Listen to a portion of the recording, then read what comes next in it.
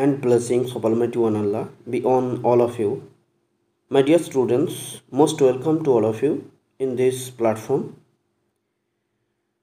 Today, inshallah, I shall discuss a new question which already came in NEET examination 2022. And this question under General Organic Chemistry, that is GOC.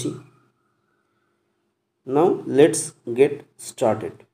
আমার প্রিয় বাচ্চারা দেখো, the correct IUPAC name of the following compound is, এই যে কম্পাউন্ডটা আছে এই কম্পাউন্ডটার nomenclature কী হবে? IUPAC nomenclature.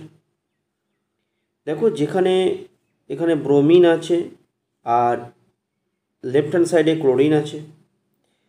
তো আমরা দেখব যে ফাংশনাল গ্রুপ অর সাবস্টিটিউয়েন্ট প্রথমেই কোন কার্বন নিয়ে পাওয়া যাচ্ছে। আমি যদি লেফট হ্যান্ড সাইড দিয়ে হাঁটি তাহলে এটা 1 নম্বর কার্বন, এই কার্বনটা টার্মিনাল কার্বনটা, তারপরে ক্লোরিন বিয়ারিং কার্বনটা হচ্ছে 2 নম্বর কার্বন। কিন্তু যদি আমরা রাইট হ্যান্ড সাইডে দেখি তাহলে ব্রোমিনটা যে কার্বনের সঙ্গে যুক্ত সেটা হচ্ছে 1 নম্বর, তারপরটা 2, তারপরটা 3, তারপরে 4, 5, 6। এই রাইট হ্যান্ড সাইডের নাম্বারিংটাই হচ্ছে কারেক্ট নাম্বারিং, কারণ ব্রোমিনকে আগে পেয়েছি 1 নম্বরে।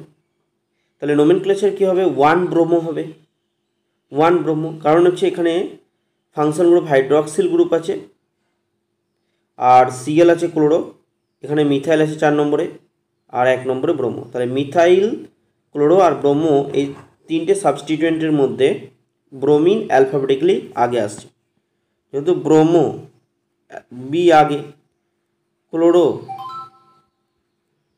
সি, তারপরে মিথাইল তাহলে এম, তাহলে বি সি এম এর মধ্যে বি আগে, তাহলে 1 ব্রোমোগুলো অ্যান্সার হবে। তাহলে বি হচ্ছে 6 ব্রোমো আছে, এটা অ্যান্সার হবে না, এটা ক্রস হয়ে গেল। এবং ডিতে 6 ব্রোমো আছে, এটাও অ্যান্সার হবে না, এটাও ক্রস। তাহলে আমার পড়ে থাকলো এ আর সি। তাহলে 1 ব্রোমোর পর সি অ্যালফাবেটিক্যালি, তারপরে সেকেন্ডে সি আসছে, 1 ব্রোমো 5 ক্লোরো, 1 ব্রোমো 5 ক্লোরো। তাহলে 1 ব্রোমো 5 ক্লোরো দেখো অপশান এতেই আছে, 1 ব্রোমো 5 ক্লোরো 4 মিথাইল হেক্সেন, 6টা কার্বন আছে, তাহলে হেক্সেন 3 অল, 3 নম্বরে ওইচ আছে, 3 অল হলো। তাহলে option A is correct. Hope the answer is clear to all of you. Thanks as well as জাজাকাল্লাহুল খায়রান।